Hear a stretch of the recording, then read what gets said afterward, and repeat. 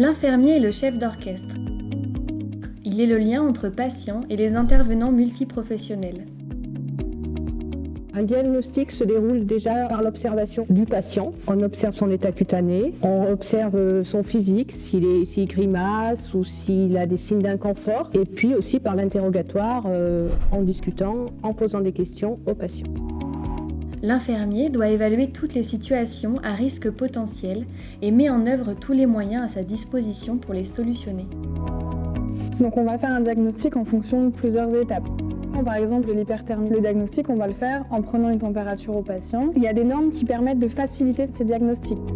Par exemple, les normes d'une température, on est entre 36,5 et 37,5. Donc si notre patient il arrive et qu'il a 38,5, notre diagnostic il est tout posé, le patient il est en hyperthermie.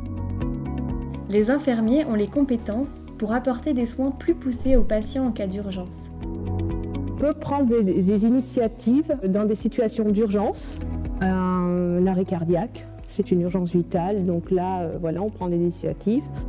Les infirmiers sont capables de détecter une anomalie et d'alerter le médecin, ainsi que d'assurer des mesures adéquates dans le cadre de leurs rôles et actions.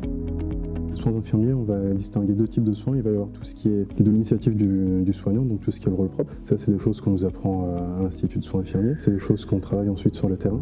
Et il va y avoir ensuite tout ce qui va être du rôle prescrit. Donc ça, c'est le patient en accord avec le médecin qui va choisir comment vont se dérouler les soins. Puis il va nous faire ce qu'on appelle un planning de soins. La surveillance des soins, elle va avoir plusieurs étapes.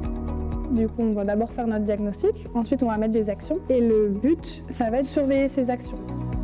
Mon rôle, si un problème se déclare, tout dépend du type de problème. Si je peux le résoudre, moi, de mon rôle propre, je le résous. J'en informe le médecin du service et je le trace sur le dossier patient. L'intérêt du dossier de soins est d'avoir toutes les informations à portée de main dans un même dossier et d'accompagner un patient dans sa globalité. La communication avec les différents acteurs du dossier, nous ce qu'on fait très régulièrement ce sont des staffs. On se réunit tous autour de la table avec les différents acteurs de la prise en soin du patient, ce qui fait qu'on peut déjà échanger oralement sur le patient pour savoir quels projets sont à mettre en place, quelles sont les choses sur lesquelles il faut qu'on reste plus vigilant. Et en plus de ça, on va avoir le dossier de soins qui permet, quand les acteurs n'ont pas la possibilité de se rencontrer physiquement, de laisser des traces écrites au niveau des transmissions, de toute la surveillance qui peut même être mise en place en fonction des spécificités du rôle de chacun. Le métier d'infirmier permet une évolution de carrière enrichissante et diversifiée. Ce qui est intéressant dans la formation infirmière, c'est qu'une fois qu'on est diplômé, on a accès à tout un panel de domaines, tout un panel de services, que ce soit de la psychiatrie, des urgences, de la pédiatrie, ce qui permet que tout au long de notre carrière, il y a possibilité, si on sent qu'on ne progresse plus ou si on a la curiosité d'aller voir ailleurs, on peut toujours trouver un service dans lequel on peut refaire ses marques et puis reprendre des formations et travailler un petit peu notre curiosité intellectuelle tout au long de la carrière. C'est un travail qui nous prend beaucoup de temps et qui mériterait d'être reconnu au niveau société et aussi à sa juste valeur.